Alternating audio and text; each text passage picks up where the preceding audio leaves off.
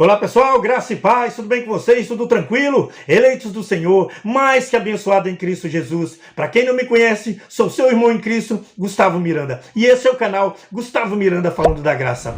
Hoje quero agradecer, quero dar as boas-vindas aos novos inscritos aqui no canal. Então, a vocês, seja bem-vindo e vamos juntos crescer na graça e no conhecimento do nosso Deus. Quero deixar aqui mais um estudo, mais uma pérola da graça. O nosso irmão e amigo Geraldo Moraes, do canal Igreja em Espírito e em Verdade, está trazendo mais um estudo que eu tenho certeza que vai nos ajudar numa descontaminação do sistema religioso, numa libertação de mente, amém? É isso aí, você que não é inscrito no nosso canal, se inscreva. Gustavo Miranda falando da graça, deixa seu like e vamos juntos crescer na graça e no conhecimento do nosso Deus. Mente de Cristo ativada, pede o Espírito Santo para abrir o seu entendimento e vamos pro vídeo.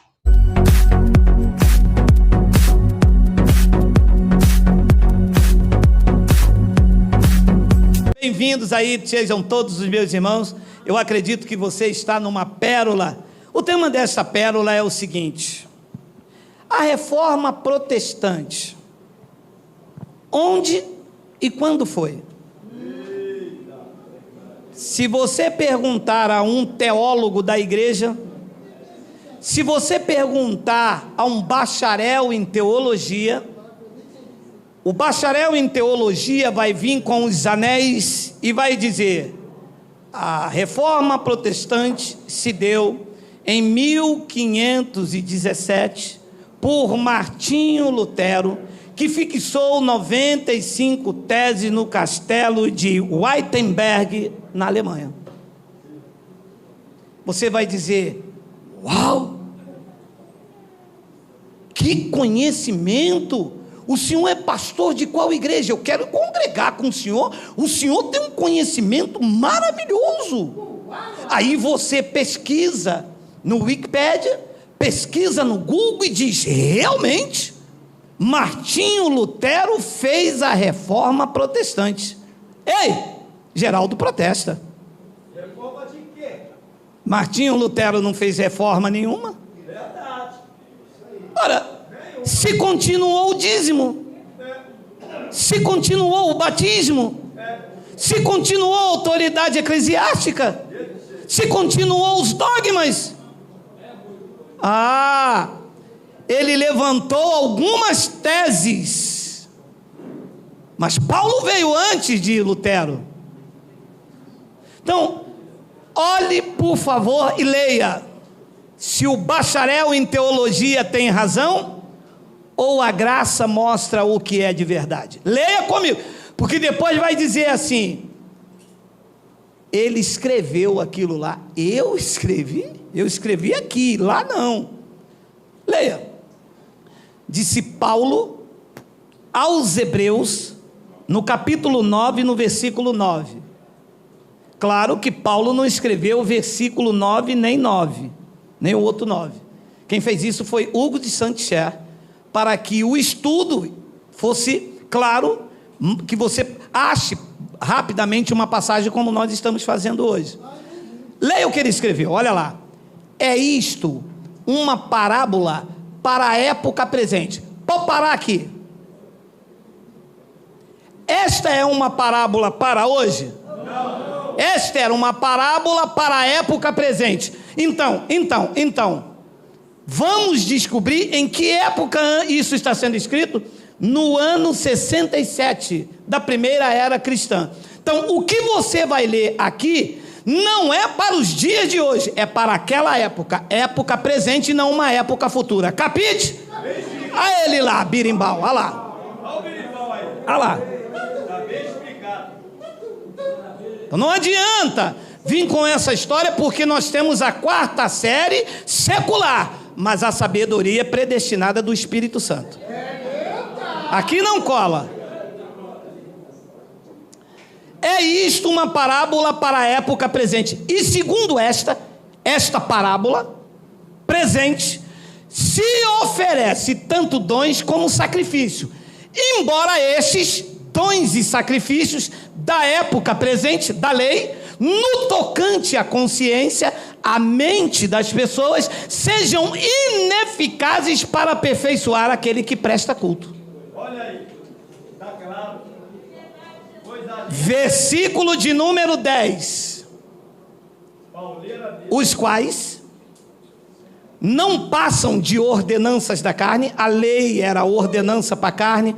A Páscoa judaica, que eles chamam de ceia. O batismo, que eram purificações e obluções, diversas abluções, que são purificações com água. A purificação foi feita por meio da palavra e a regeneração por meio do Espírito Santo já.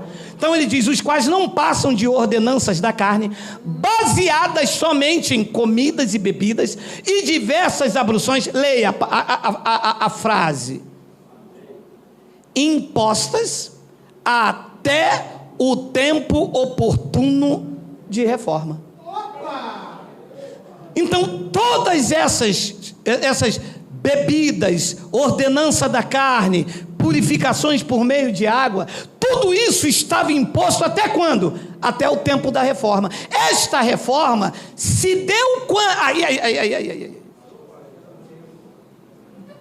Segundo os bacharéis em teologia, aquela reforma ali se deu com Martinho Lutero. Martinho Lutero não reformou nada. Martinho Lutero fixou 95 teses, quando descobriu, anos depois de Paulo revelar que o justo viveria por fé.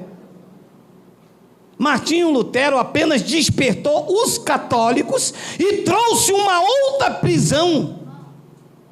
A igreja luterana também é um sistema religioso doutrinal que trouxe também diversas abluções, também tem ordenanças baseadas na carne. Reformou o quê? Se Paulo diz que todas essas coisas que a igreja luterana, a presbiteriana e todas as evangélicas têm ainda, houve que reforma? Nenhuma. Houve uma dieta.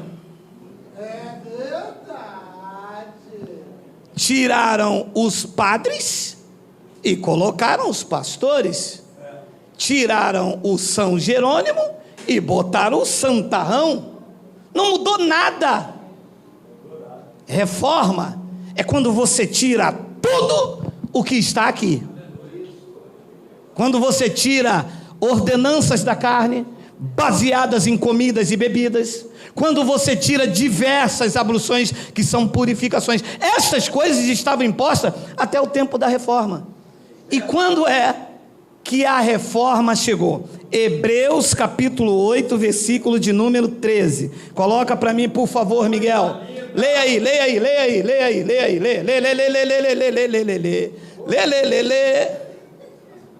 Quando ele diz nova, ele torna antiquada a primeira. Você consegue notar que ele está falando de alianças?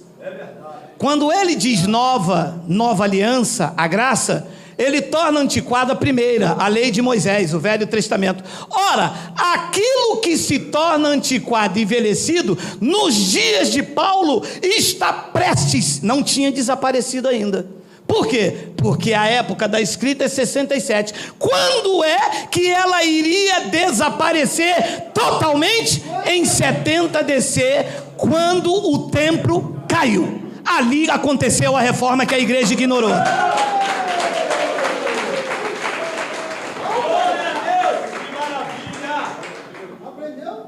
Então em 70 DC é que foi feita a verdadeira reforma. O templo lá em Jerusalém deixou de existir. Os sacerdotes foram destituídos dos seus cargos. O sumo sacerdote já não mais representava Deus perante os homens. Os dízimos, de fato e de verdade, já não eram mais levados à casa do tesouro, porque a partir de 70 DC, o pacto deixou de cruzar, não houve mais duas alianças, e então a nova Jerusalém, adornada como esposa de Cristo, que são as vidas compradas e regeneradas por eles, se tornaram, de fato e de verdade, um único templo do Espírito Santo, olhando do alto para cima, não de baixo para cima, que são vocês, morada do Altíssimo, casa regenerada, transformada, lapidada, a morada do Deus eterno. Lá se deu a reforma que a igreja ignorou.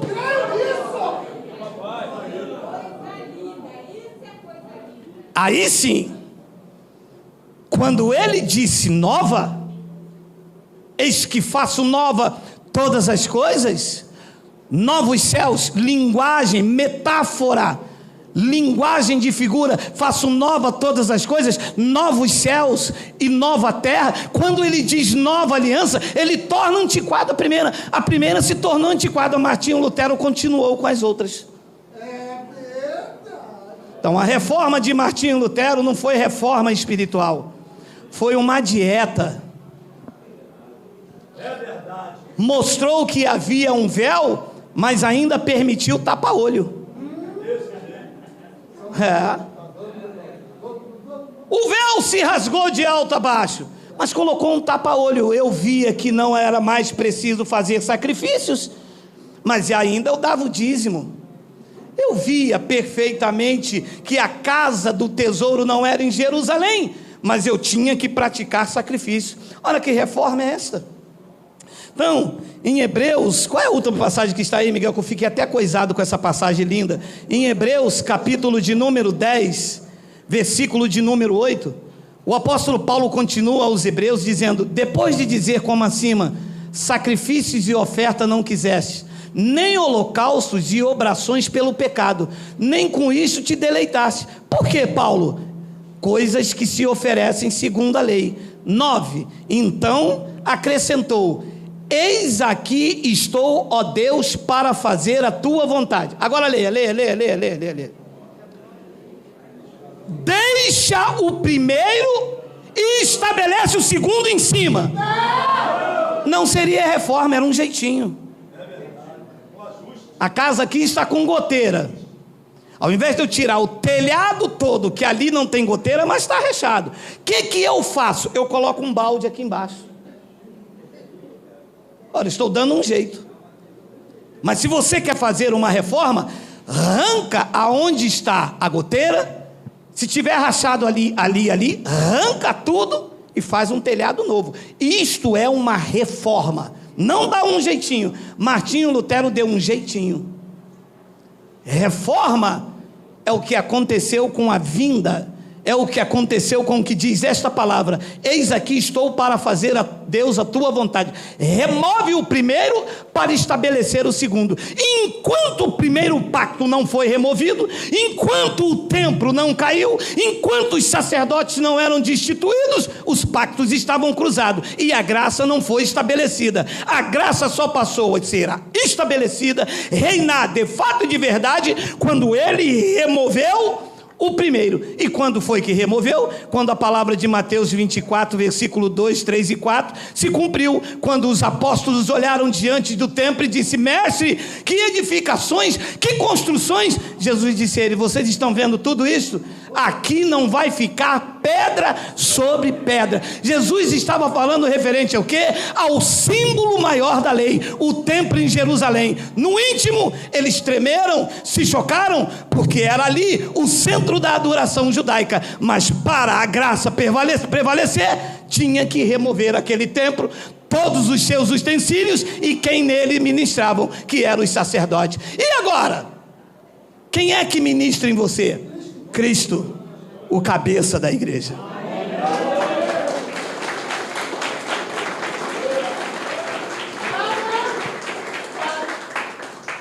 É que a igreja ignorou isto. É verdade.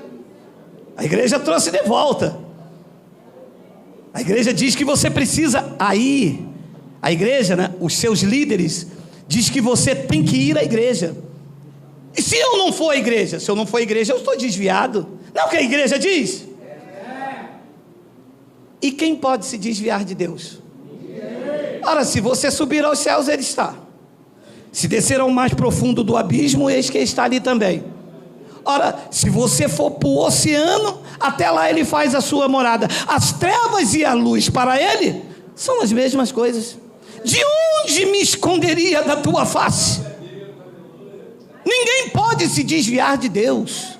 Na verdade, quando esses conhecimentos chegam aos nossos ouvidos e saltam aos nossos olhos, nós entendemos que nós nos desviamos da máquina evangélica, do cofre, do castigo, da imposição de mãos, do dedo em riste. Nós nos desviamos do clero, dos dogmas, das falsas pregações, da autoridade eclesiástica que não deveria existir na nossa vida, está na vida do povo. Mas eu creio que a libertação da graça de Deus está chegando nesta nação.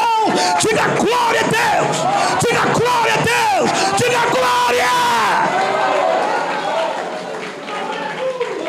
É disso que o homem se desvia, cansado das rotinas, das falácias, das perseguições, cansado da mesmice, cansado do diabo, cansado do gafanhoto. Quem aqui já teve medo do gafanhoto? Diga oi. Gente, vocês são feitos de alface, que o camarada, quando é feito de alface, ele tem medo de gafanhoto. É o crente alface. Você entende que a verdadeira reforma aconteceu quando ele disse aos discípulos: isso aqui não vai ficar pedra sobre pedra, isto vai ruir, isto vai acabar. Pedro sentiu no seu íntimo uma pontada, que Pedro amava o templo em Jerusalém. Ele ia ao templo da Porta Formosa, era ele que ia lá na hora nona. Pedro amava essas religiosidades. Ele foi lá e liberou uma palavra de fé sobre a vida de alguém que estava no templo chamado Formosa.